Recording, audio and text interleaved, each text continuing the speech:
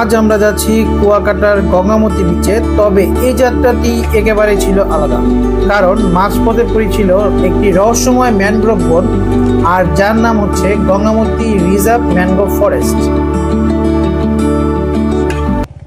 আমরা যখন রওনা দিয়েছিলাম তখন ছিল জোয়ার, তাই বিচ ধরে যাওয়া সম্ভব ছিল না। বাধ্য হয়ে বাইক নিয়ে ঢুকে পড়লাম বনটার ভিতর দিয়ে। বনের রাস্তা ছিল একেবারেই সরু, কিছু কিছু জায়গা তো রাস্তার বলতে কিছুই ছিল না। চারপাশে ছিল শুধু ঘন গাছপালা, কাদা আর এমন একটা ভয়ানক নিস্তব্ধতা। আর একটি কথা বলতেই হয়, বনের ভিতর অক্সিজেনটা ছিল একেবারেই ফ্রেশ।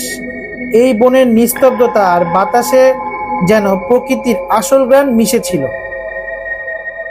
প্রায় 30 মিনিট বাইক চালানোর পর অবশেষে আমরা গঙ্গামতি সি বিচের দেখা পেলাম।